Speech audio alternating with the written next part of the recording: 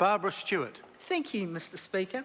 I'm pleased to take a call on behalf of New Zealand First in this urgent debate. Mr Speaker, this is a very serious situation that the people of Havelock North find themselves in.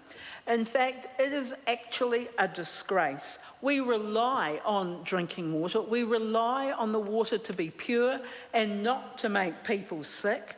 And it's devastating for all of those people affected in the Hawke's Bay. So our sympathies and our support goes to those many people who are affected. We know that there's about 2,000 people that are ill, 125 confirmed and unconfirmed cases of Campylobacter, 22 hospitalised, and 2 elderly people have been admitted to intensive care, and there is talk that 1 person has already died due to this very issue. It is such a shame that the response was so slow for a disaster such as this that never ever usually happens in New Zealand. If we were a third world country, we would accept this, but in New Zealand, no, it is totally unacceptable. We know that schools have closed, daycares have been forced to close, many people are away from work, so the cost to the people of the Hawke's Bay is huge, absolutely huge. The fact that door knocking only started today really makes one wonder how good the emergency response teams are. And we wonder whether or not they should have started as soon as the outbreak was confirmed. Why hasn't the government taken the initiative and led the response with the Mayor? I thought it was absolutely chronic when I heard the Honourable Sam Lotawinga say this issue is not about politics and the opposition should have asked questions today in question time. But it was quite noticeable that the government should have asked the questions too. Why didn't they take a lead on the issue?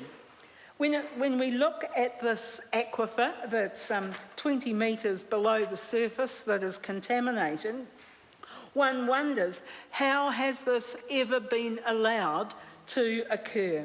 Because there have been 3 positives for the aquifer that's currently contaminated. I would have thought that that was a big enough signal to the Council and to the Ministry of Health that here was an aquifer that needed regular testing, and testing on a regular basis, not just ignored until the next outbreak occurred. There have been problems, so why isn't this particular testing being carried out, and why isn't regular monitoring actually being carried out? This reaction is far too slow. The Ministry has been daydreaming their way through this particular issue. The DHB knew on Thursday that a tanker load of water from one of the bores supplying the town had actually tested positive for faecal matter.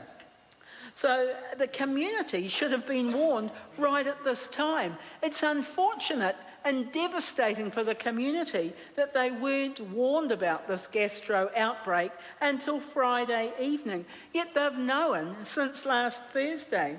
And what do we hear? The District Health Board only hope to have a household survey in place by this evening to get some idea of how many households are affected. I would have thought that even if 1 household had been affected or a street had been affected, that the Ministry would have got straight into gear and done its duty to the people of Havelock North. When we look at it, the government is basically failing in its duty to protect the waterways of New Zealand. The national bottom line for water quality has not changed, but remains at water, and I'll quote, suitable for wading or boating. Obviously, this is not a high enough standard when this is the result. I was interested to hear Prime Minister Key say on Monday that it was highly likely that the Ministry of Health would hold an inquiry into the outbreak. I would have thought, with the number of people that have been affected, that it is absolutely essential that there is some inquiry into the outbreak. There needs to be a thorough investigation of all aquifers right throughout the country to prevent this happening again. The cost is too high when an outbreak of such as this occurs here in New Zealand. Excuse me.